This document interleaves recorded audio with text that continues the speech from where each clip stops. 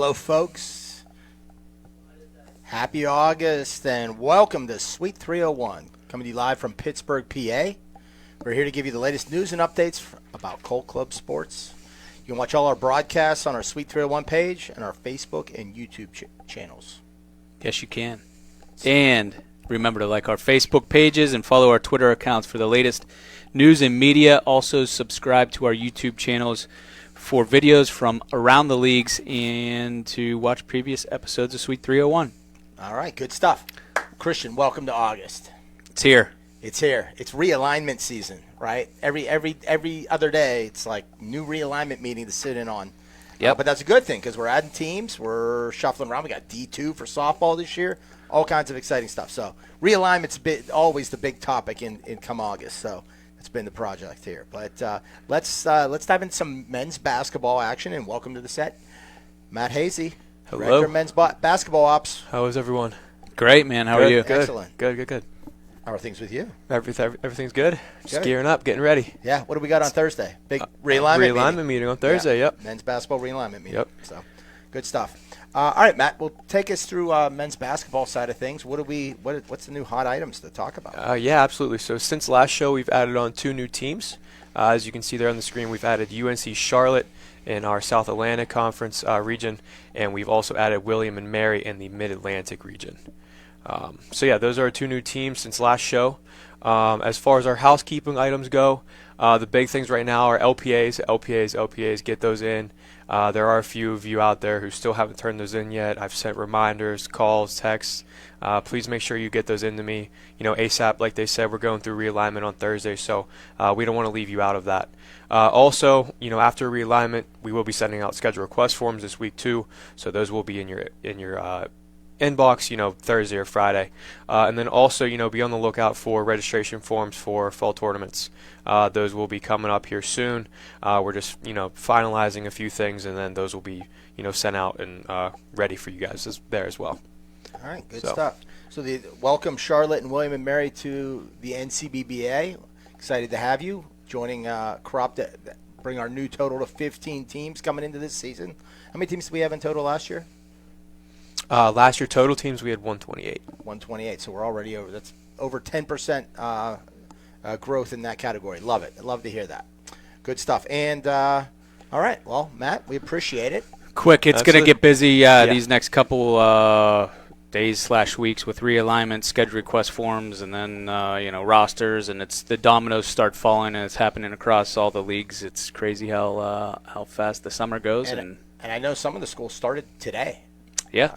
Yep. We were talking to someone yesterday who this is their first day of classes was today. So school teams are getting back, and that means the moving and shaking really picks up. So good stuff. All right, Matt, well, thank you very much for the men's basketball update. Let's slide over to Alec Verhoff, Director of Women's Basketball Operations, to hear what's going on the women's side. What's up, guys? How's it going? Fantastic. You're clear as a daisy, man. It must be this new house I'm in. The audio's crisp. I love it. Good. All right, what do we got over on your side of things? So as far as new teams go, we've got 3 new teams since our last. USC Aiken and University of San Francisco. Those South Carolina USC Aiken are going to go into the South Atlantic, San Francisco out in the Pacific. It's 11 total new teams that we've added for this coming season. We're up from 6 around this time last year, so pretty good number there with 11 total. So happy. Those were also all 3 in areas where we, definitely looking for growth and looking to add new teams. So all 3 very welcome additions. And I know with USC Aiken and USC, that's hopefully going to bring a domino with hopefully bringing some renewal teams back in that area, correct? Yep, that's the plan. And 2 of those teams, USC Aiken and San Francisco, I don't believe we've ever worked with them in any of our club sports.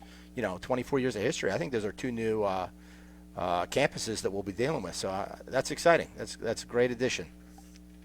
Yep, first time for everything. Happy to have them in the Colt Club Sports world. Yes, absolutely. Welcome to the Colt Club Sports family. Jimmy will be in touch soon to help you start a club baseball team. All right, good stuff. Anything on the housekeeping side for you, Alec, that the women's basketball team should be talking about? Yeah, I mean, I would just say the same stuff that Matt talked about. LPAs, can't stress the importance of that. As we get into realignment this Thursday, it definitely makes our lives easier having that paperwork, before we get started on that. And you don't get it in by realignment, and there's a chance your team, kind of misses their shot or gets put into a conference that maybe isn't as good of a fit if they had the LPA in beforehand. So get that in. Also, schedule request forms, as Matt said, those will get out later this week. So please make sure to be on the lookout for those. Follow directions, adhere to the deadlines, everything like that.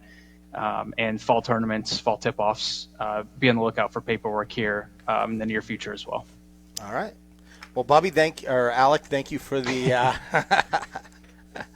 thank you for the women's basketball update. We appreciate it. We're going to take a quick commercial break. We'll be back talk about some NCBA baseball. Stay tuned.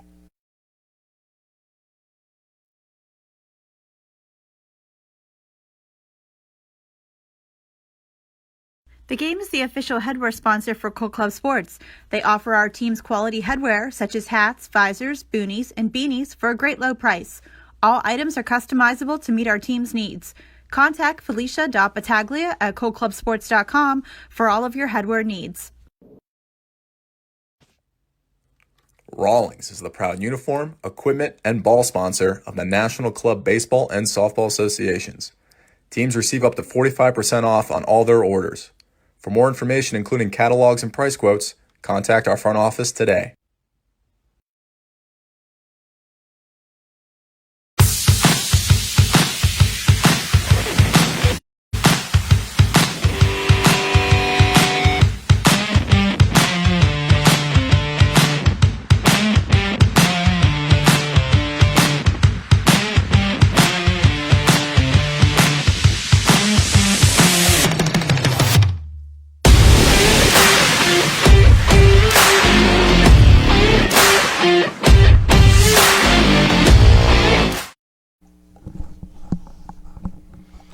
And welcome back to Suite 301. We're going to jump into some club baseball talk. The National Club Baseball Association on set with us live and in person.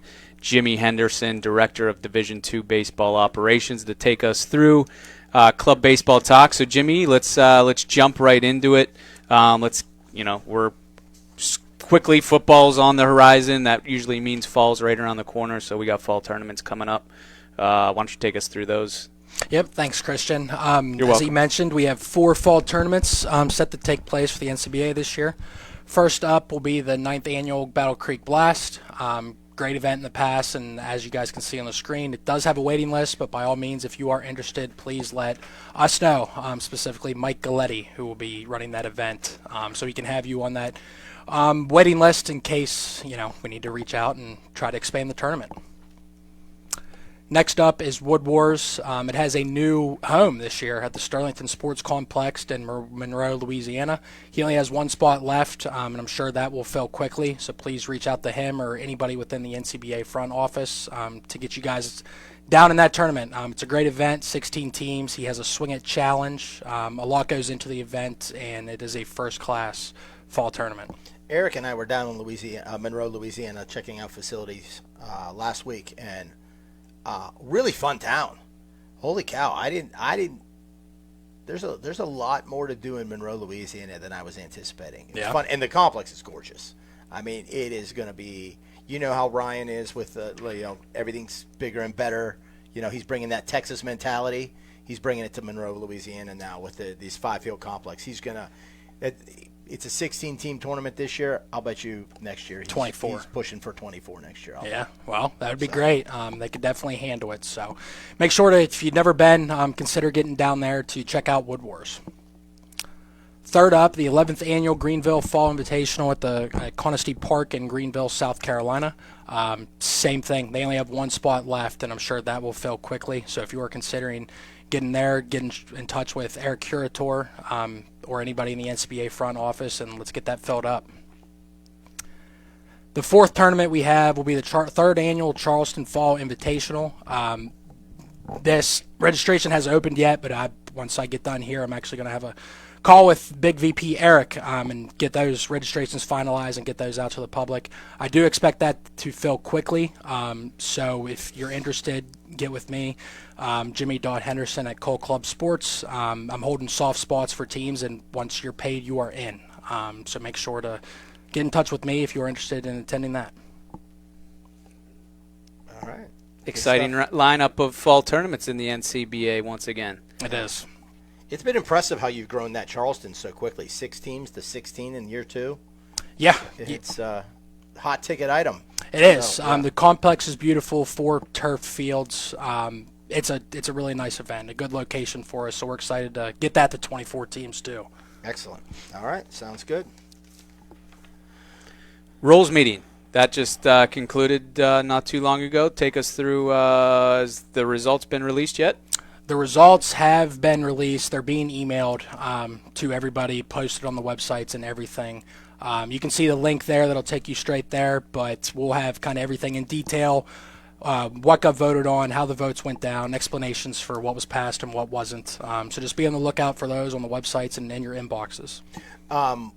One of the key items that got approved that I thought would be really good to mention here is there's an opportunity for Division III conferences. If the conference wants, all the teams in the conference want it, they can actually maneuver to a 2-game series versus the 3-game series. We learned with some of the D3 teams, the overnight travel is really beyond their scope of ability, and nice to see that approval go into place. I think that'll really cater to the D3 teams out there that want 2-game series versus 3 and having to do an overnight stay. I thought that was a great rule that got passed. Any other ones that stuck out to you? Not off the top of my head, caught me a little off guard. But going off what you said, I think it's a good thing as well. Provide some flexibility. We took some feedback from what the teams gave us, and just see where it goes. Yeah, absolutely. Love it. Love it. That's what we do. That's why we do the meeting. That's why we get together. We take all the teams' input and discuss, hash out the pros and cons of everything and vote on it. Good stuff. Loved it. All right. How about new teams? What's new on the new team front for NCBA baseball? Yeah, next up we'll have our we're up to 7 new teams entering the 23-24 season.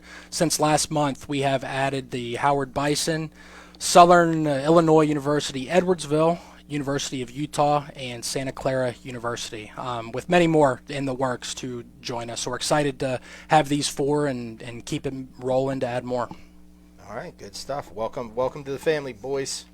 Looking forward to having you part of the league. All right, before we close out the baseball segment, Jimmy, what have we got on the housekeeping items baseball team should be focused on? Everyone has received a schedule request form. Division 1 and Division 3 were due on Monday. Division 2 is due today at midnight. So make sure if you have not received those in your inbox, get with us. If you need a couple more days, more time to fill it out, if you have questions, just get it back to us. We need those ASAP. We're going to be scheduling probably by the end of this week. If you do not turn one in, you're just at risk at taking what we give you. So we want to give you guys your say, take your accommodations into account while we're making these schedules, so make sure to get those back in with us. LPAs, for the few that have not turned renewed, those for the upcoming season, those got to get back in. And those, I think that's the 2 big ones. Make sure to go over the rules meeting results and along with preparing with everything else that comes with next season. All right, sounds good. Well, Jimmy, I think that's it on the baseball side. We appreciate your updates. Thank you very much. Yes, sir. Thanks, guys. All right. So, Christian, next up, NCSA softball. Let's go. And one of the big, I think one of the most monumental leagues with a developmental standpoint this year with that, going from Division 1 to Division 1 and Division 2 is no small feat. It's been something we've been chasing for years, and this is the year we're implementing it. So, exciting stuff. Talk to us about what's going on. Yeah, Or so if that's where you want to start. Yeah, we can start there real quick before we get to the Savannah Aaron's award winner. But we expanded into Division 2, which, as you said, we have been working towards for many years, and this being the first year we're officially able to do that, and we're really, really excited about it. Myself, Lacey Lautner, who has been named the director of Division 2 softball operations, Melanie Tunke, who's the new hire that I keep telling her we're going to announce you on social media, and we just haven't been able to yet. But you all hear about Melanie; she's been doing great work thus far. But we've been working really, really hard. We have meetings every day. But yeah, just getting Division II off the ground isn't an easy feat. I mean, there's a lot of planning, there's a lot of realignment that goes into it. But hopefully now that we have this first year structure, it'll be a lot easier. And we'll talk about, auto promotion and auto relegation rules that we have in place. But hopefully this first year we'll be able to, provide the foundation of a great Division II league and continue to grow it, and use that club baseball model where we continue to grow, and hopefully in a few years we'll be able to offer Division III. But what this Division II is able to provide is teams that weren't able to be on the same competitive level as some of their conference opponents will now be in a league with teams on a more level playing field, competitive-wise, and they'll be able to compete immediately for potentially a conference championship, a regional championship, and a national championship, which then has a trickle-down effect, where the girls on the team are excited to get playing, and you're winning, and it's fun, and hopefully that'll lead to higher participation numbers, and you win a regional championship. You can brag about that at the table meetings at the beginning of each semester, which hopefully bring in new members. And the goal is to get back up to Division I and be a really organized, competitive team at the Division I league. So just because you're in D2 now doesn't mean you're there forever. Certainly the goal should be to get back to D1. So we're really excited about it. We got all the conference schedules out.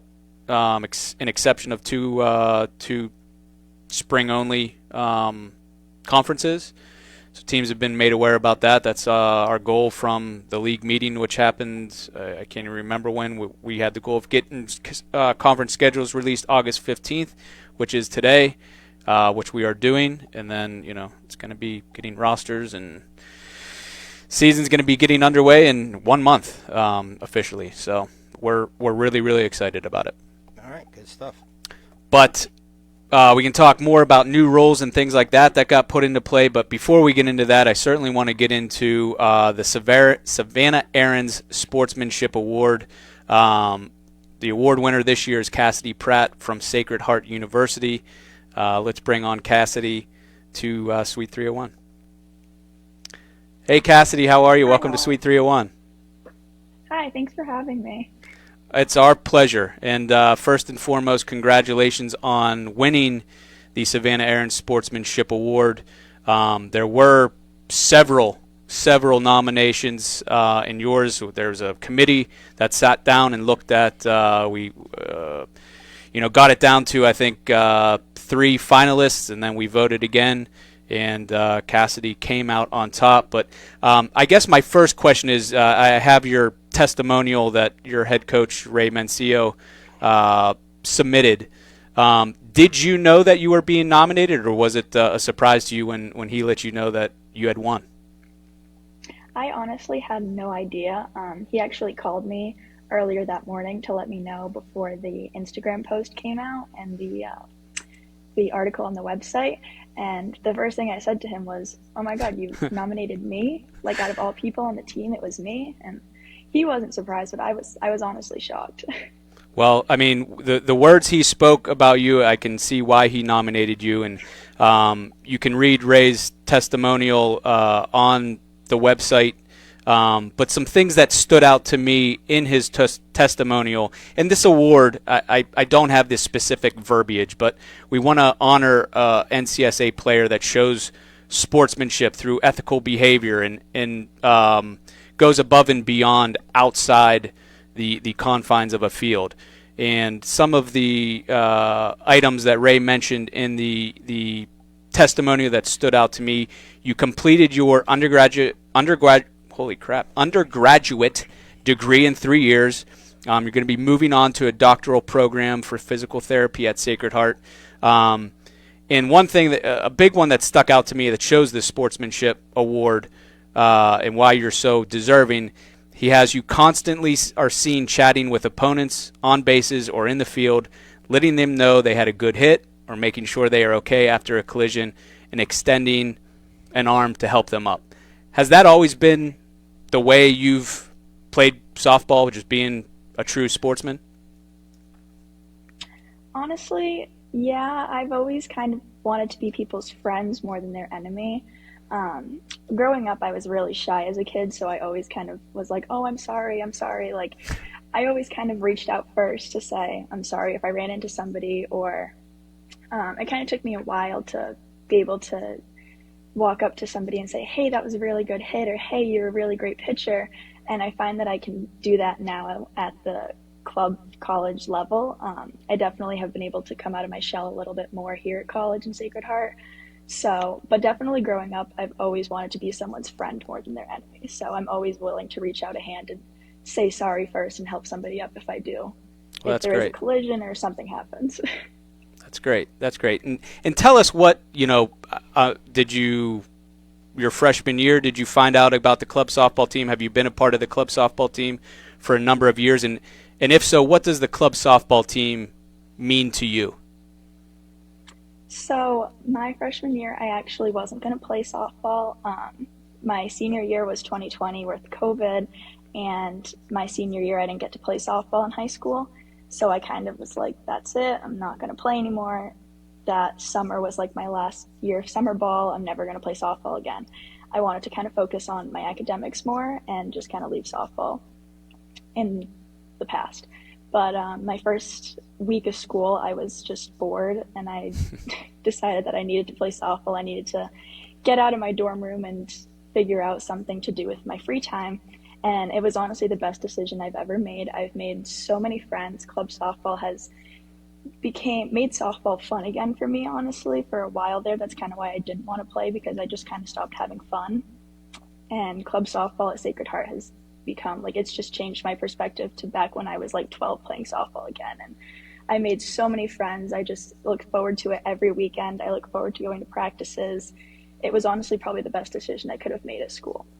That's awesome. Now, tell me about your coach Ray, who was the one that nominated you and said so many kind and wonderful words. What has he meant to you as your club softball coach? Ray's probably my favorite coach that I've ever had. He's can be serious. He can get on you to put your head in the game, and he's always there to push you to your hardest, but he's also always there to pick you up if you have fallen down, and he will always be there to give you kind words, and he's like the best of both worlds. And I can see him during school. He works in the recreation center, and so if I'm having a bad day, I can go in his office and just talk to him, and he always kind of knows how to help me and how to make me feel better and have confidence in myself again, because that's definitely something I struggle with, even at the college level still, as I have my whole life. And he always just knows how to help me to have confidence in myself again and to pick me up when I don't feel like I'm playing my best, or even academic wise, if I feel like I've just had a really bad day at school, he knows always how to help me. So he's just the best all around. Awesome. And he also mentions about this summer camp that the club softball team runs each summer, and that each young girl that was in her group as a camper last year is returning to camp just because of you. Talk to us about this camp, and why do you think these girls love you so much? This camp's actually really fun. It's run by Revolution, and it's like ages 8 to 16 or something around there. So my group was 11 to 12-year-olds last year and this year. And last year was our first year. The camp was a mess, but my biggest thing was because they're 11, just to have fun with them, it's not supposed to be serious. It's supposed to be summer camp. They stay over in the dorms, so we get to spend like a lot of time with these girls. We stay over with them in some of the dorms at Sacred Heart. And so my biggest thing was just, again, trying to be their friend more so than like their coach. Obviously, when I needed them to work hard, I got a little more serious, but I just tried to be their friend. I tried to help them out, whatever they needed. If they wanted to learn, I helped them learn. If they wanted to just run around and throw water balloons at each other for a while, we ran around and threw water balloons at each other. Like, I didn't really try to yell at them and be the big boss of them that had to tell them what to do at camp, and they couldn't have any other fun besides playing softball, because that's where you stop having fun, is when you just take it a little too seriously. So my biggest thing was to make sure the girls had fun. And to my surprise, like you said, a lot of the girls came back this year and they were so excited. I had a few girls in my group again, and they were super excited to be in my group, and I was super excited to see them again. And how the year had changed them and how they've grown up now is just so cool to see how they have gone from being 10 to 11 or 11 to 12. And you wouldn't think there's a big difference, but the maturity that I saw this year was a lot, and it was really cool to see that change. Beautiful. Well, I don't know if Sandy, if you have anything, but Hi, Cassidy. It's Sandy from NCSA. Congratulations on your award. I mean, that's a pretty prestigious honor you just took home there, and no doubt you deserve it so much. My question for you, I mean, given that you didn't even know you were nominated, what does that mean? I can't even wrap my head around that feeling that somebody, without me knowing it, thought so highly of me that they would nominate me for a national award for, you know, what sports are about. You know, when you get down to it, it's not about you were being the fastest or the best hitter or threw the hardest. You were just a good sport. 365. What did that mean? Did you get goosebumps? I did. It honestly is such an honor. Like when Ray told me that I had won, I was kind of speechless for a second, because I just know that there's so many amazing girls in the NCSA league, and that for me to be picked out of all of them, it was just such an honor. And like you said, I didn't have to have the best year hitting and the best year running. Like I didn't have to have the best year playing wise, but because of the attitude, I guess, that I have on the field, it's just such an honor that somebody recognized that, because I really haven't been recognized for that a lot in my life. And I've always kind of thought that, you know, I always want to be someone's friend, and that's like a really important thing, is to just be kind. And for someone to recognize that without me like realizing that he recognized it was such an honor to know that I won this award. It's kind of amazing, honestly. well, you're well deserving, and you know, congratulations on winning the Savannah Aaron's Sportsmanship Award. I believe this is our fourth year in a row that we've given that award out. So congratulations, you're in great company with the three previous winners. But you know, certainly give Ray our best, and congratulations again. Thank you so much for joining us on Suite 301. Thank you. Take care. Have a good one. Congratulations, Cassidy. And before we move on, just a little bit more about the Savannah Aaron's Award. You know, for those of you that have been around the NCSA for years, you know who Savannah was. Savannah worked for us for 12 years. She helped build the softball league to where it is now. And, you know, she retired, and we miss her certainly. But we decided, you know, she had created this award. You know, we have done All-Americans for years that are all about stats and how good a player you are. But a number of years ago, she proposed the idea of a sportsmanship award at the end of the year, something that, you know, really recognizes the good in people and their attitude, and not just to their teammates, but to their opponents and in the community. And so it was an award that Savannah came up with. And upon her retirement, we thought, you know, we should name this award after her, just, you know, to show our appreciation for all that she's done for the league, and that you know, her legacy will continue on. By honoring these young women that really just have the great approach to sport. So there's a little background on how the name changed. You know, in the past it was called the Sportsmanship Award, but now It's a good history lesson right there. There you go. But yeah, congratulations to Cassidy. And yeah, there was several dozen nominations that came in, and she was the one that was most deserving in the eyes of the voters. So congratulations to her. We'll do that again come July of next year. And so, you know, maybe if you're a good sportsmanship, or you show good sportsmanship, you'll be talking with us a year from now. So moving on from that, I talked about new rules that got in place and how we differ from the Club Baseball League.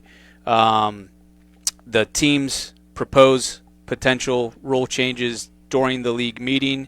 If a second team says, hey, we would like to see that on the ballot. They second that proposal. We get that on the ballot, and then all member teams are able to vote on the rule proposals. That link was sent out several weeks ago. Teams had a few weeks to vote, but 3 new rules were passed in the NCSA D1 and D2 rule books. First and foremost is the halted game rule that was passed in both D1 and D2. In years past, if a team didn't play at least 5 innings and the umpire called the game, it did not halt. You had to just start that game over from scratch. We kind of got into a pinch a couple times late in the year with weather where teams, had to basically maybe play 6 games in a weekend, and they had to start one game over completely that they had previously played 3 or 4 innings already in. So that got passed. So now moving forward, if you play 2 innings and the umpire calls it, we will pick that game up from where it was stopped. We will work with the teams and the regional directors to come up with a agreed upon rescheduled date to pick up that game. So that was passed. Auto promotion and auto relegation rules were put in place. So basically, we have rules at the D1 level that if a team finishes at the bottom of their conference 2 consecutive years, they will be automatically relegated to Division II if there is somebody to take their spot at the D1 level. Vice versa, we have that was an auto relegation. Auto promotion we have for teams in Division II. There's certain criteria that they have to meet, and if they meet that certain criteria, there's another set of criteria that they have to meet. And if they do meet those items, they will be moved up automatically to Division I if there is room for them at that level. So those are listed in the rule book. The rule books are posted online under the documents section of the website. So check those out. And then there's a new forfeiture rule that I'm not going to get into, but if you want to check that out, you can check that out on the website as well. So those are the 3 that were passed.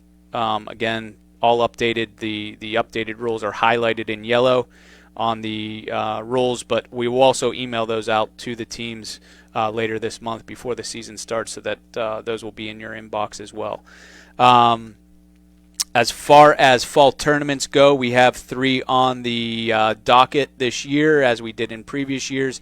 The Indy Invitational that always fills up really quick out in Elkhart, Indiana. That is normally played at a 12 teams, but we have the ability with the 4th field there to go to 16. They are filled at 12, but they are waitlisting. So if you're interested in going to Elkhart, Indiana, fantastic facility. We hosted the Great Lakes and Great American Regional out there, and Elkhart's been a staple for the NCSA the last several years. So that's out in Riverview Softball Complex out in Elkhart, Indiana. If you're interested in participating, reach out to Lacey Lautner, who's overseeing that. So as I understand it, there's a wait list, and if the wait list grows to 4, they're going to expand the tournament to a 16-team tournament. Is that right? That ideally, yes, but even if it maybe expands to 14, and we want to look at a cool little scheduling thing, we can look at that. So if you're interested, it's not like it's closed. Please send in a registration form, and Lacey will let you know if you're in or not. Peach State Fall Classic, we're hoping to get to 8 teams. We have 3 official spots remaining. We have 1 verbal from Florida State that I hope to get their form in here in the next couple, hopefully by tomorrow will be the hope. But so we should have about 2 spots remaining. That is the 6 teams. You have Florida State, you have Clemson, you have Georgia, you have Kennesaw State, you have South Carolina, you have Northern Arizona's coming out. So it's a small field of teams, but I mean, the names I just rattled off are some solid programs. So it's going to be fun to watch those teams competing for the Peach State Fall Classic Championship. That's down in Columbus, Georgia, the site of the Division I NCSA World Series. Dates for that are September 30th and October 1st. So if you have interest in participating in that event, we have at least 2 spots remaining. So please reach out to me, christian.smith@callclubsports.com. And last is the Keystone Classic. 10 teams is what we're shooting for. There's 4 spots still remaining. This is a new location. We're going to be going to Lancaster, PA, Strasburg, JC Park out there, 10-14 and 10-15. Got to visit that facility. Really nice park, really well kept. So I think the teams are really going to like that event as well. So Mike Battaglia is running that one. If you have interest in participating in that, please reach out to Mike, and he can provide you with the registration form and get you all signed up. So looking forward to those fall tournaments. Those are always a big hit with our teams. If anybody has any questions about that, please reach out to us. As far as housekeeping items go, teams have been notified. Realignment is finalized, so teams have been notified about their conference makeup.